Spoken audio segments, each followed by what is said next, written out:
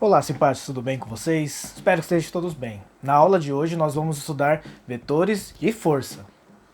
A força, pessoal, é o fruto da interação entre dois corpos, né? Nós utilizamos esse conceito diariamente, referindo a empurrar alguma coisa, puxar algo, tá? Mas a força, fisicamente, né, é um dos elementos fundamentais da dinâmica que vai representar aí o fruto da interação entre dois corpos. Por exemplo, quando você está para pular, você empurra o chão para baixo e o chão te empurra para cima, tá certo? Essa relaçãozinha aí, o que guarda essa impulsão é a força.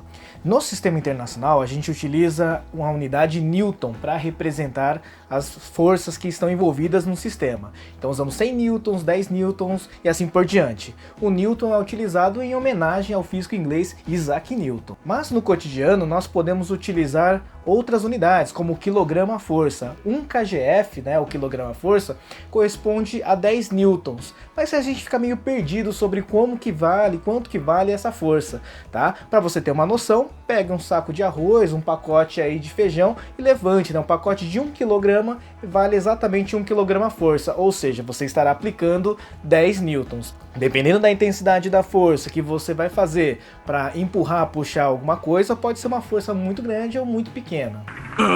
É de mais de 8.000! A força é uma grandeza vetorial, tá, gente? Então a gente precisa conhecer essa nova modalidade de grandezas físicas. Para isso, vamos lembrar, o que são grandezas físicas mesmo?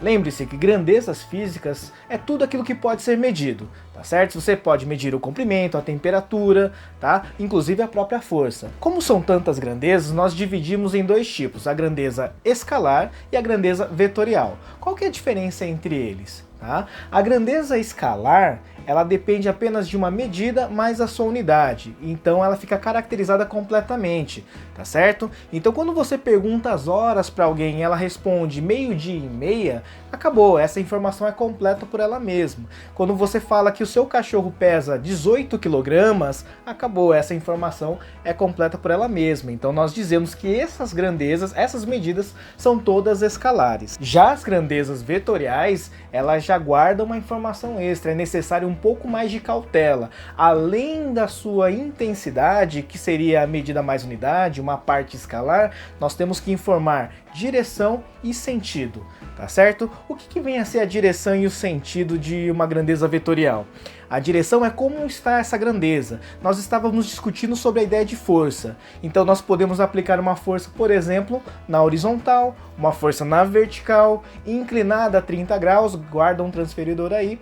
Então, gente boa, se vocês analisarem com cuidado, tá? A direção é como se encontra essa grandeza vetorial. Já o sentido é para onde aponta essa grandeza vetorial, tá certo? Então você pode aplicar, por exemplo, uma força vertical. Essa força vertical vai ser para cima ou para baixo? Opa, quando tiver essa palavra para cima, para baixo, estamos falando do sentido. Devido a esses detalhes a mais sobre as informações que guardam as grandezas vetoriais, é necessário ter um elemento adequado para representar essas grandezas. Por isso que nós utilizamos uma seta. Uma seta é um ótimo elemento gráfico para representar não só a intensidade, né, o nosso módulo, o tamanho do nosso vetor, a nossa grandeza vetorial, também como o sentido e a direção. Aí você deve estar imaginando, poxa, mas como é que eu vou somar ou subtrair? Como é que eu opero? É possível somar grandezas vetoriais? Com certeza. Então a gente tem que ficar atento com isso. Tá? Embora pareça estranho no começo a gente pensar, eu vou somar uma direção e sentido, vou somar esquerda mais para cima, qual será o resultado disso? Mas provavelmente você já está conseguindo desenhar o resultado dessa soma qualitativa. Tá? Então as grandezas vetoriais também tem uma forma diferenciada de se calcular quando se trata de operações. Nós vamos trabalhar aqui apenas a soma vetorial e eu vou apresentar para vocês 3 casos aí. Segue o slide. Quando nós temos duas forças horizontais, como no exemplo, e elas possuem a mesma direção, né? Imaginem a força F1 horizontal para a direita e uma força F2 horizontal também para a direita.